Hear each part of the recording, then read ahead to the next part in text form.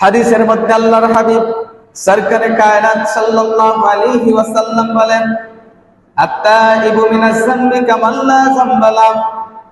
তওবাকারী ব্যক্তি এমন হয়ে যায়, তওবাকারীর কোনো গুনাহ থাকে না, যে খালিস নিয়তে আল্লাহর কাছে ক্ষমা চাইবে আল্লাহ তাকে এমন ভাবে বেগুনাহ মাসুম বানিয়ে দেন।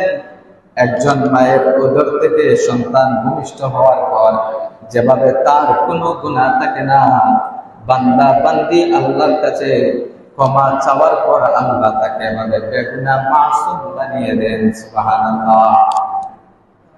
যখন কোনো মানুষ গুনাহ করে ফেলে, শয়তান তাকে ধোঁকা দেয়, দিয়ে বলে তুই তো গুনাহ করে ফেলেছস, চুরি করে ফেলেছস, ডাকাতি করে ফেলেছস, অন্যের হক মেরে খেয়ে ফেলেছস, তোর তো কোনো ক্ষমা নাই, তোকে আল্লাহ ক্ষমা করবে না, এখন তুই ইবাদত বান্দেগি করেও কোনো লাভ নেই, তুই জান্নাতে যেতে পারবে না।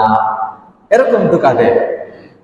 যেমন কোন বান্দা বান্দি যেমন ফজরের নামাজ সে না পড়ে, ঘুম থেকে জাগ্রত হলো সকাল 8টা-9টায়, ওঠার পর তার স্মরণ হলো আমি তো ঘুমের ঘরে আমার জীবন কাটিয়ে ফেলেছি, আজকেও আমি ফজরের নামাজ আদায় করি নাই, তাহলে এই মুহূর্তে আমি ফজরের নামাজটা কাজা আদায় করে নেই। শয়তান বলবে তুমি সময় মতো নামাজ আদায় করো না, এখন আদায় করে কোনো লাভ হবে না।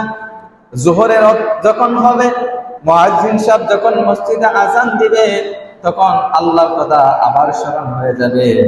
যখন জোহরের নামাজ পড়ার চিন্তা আপনার মাথার মধ্যে ঢুকাবেন, শয়তান বলবে তুমি ফজরের নামাজ পড়ো নাই, জোহরের নামাজ পড়ে কি লাভ হবে। আসরের সময় যখন আসবে, তখন শয়তান এভাবে ধোঁকা দিবে, ফজর পড়ো না, জোহর পড়ো না, এখন আসর পড়ে কি লাভ হবে। যখন মাগরিবের নামাজ আসে, আল্লাহর বান্দা বান্দিকে শয়তান কিভাবে ধোঁকা দেয় দেখেন। মাগরিবের সময় বলে ফজরে নাই, জোহর নাই, আসর নাই, এখন মাগরিব পরে কি লাভ। এশার নামাজের সময় যখন আসে, বান্দা বান্দি যখন আল্লাহর কথা স্মরণ করে যে এখন আজান হয়েছে, নামাজের সময় হয়েছে, শয়তান আবার ধোঁকা দেওয়া শুরু করে, ফজর পড়েনি, জোহর পড়েনি, আসর নাই, মাগরিব নাই, এখন তুমি এশার নামাজ পড়ে আল্লাহর ওলি বনতে চাও, কাজ হবে না। আল্লাহ বলেন না না, শয়তানের ধোঁকায় পড়ে তোমরা এরকম করো না। তোমরা যদি এরকম করো তাহলে আমি আল্লাহর সান্নিধ্য পাবে না, মরণের পর আমি মালিকের দিদার তোমরা পাবে না, তোমরা জান্নাতে যেতে পারবে না।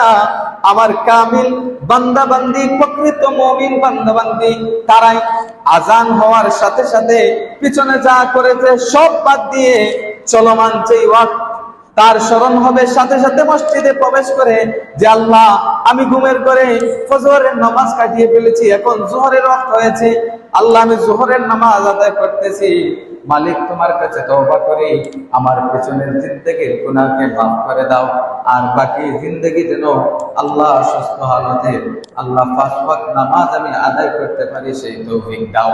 এরকম কোন বান্দা বান্দি যদি আল্লাহর কাছে তওবা করে, আল্লাহ পিছনের সমস্ত গুনাহকে মাফ করে দিবেন।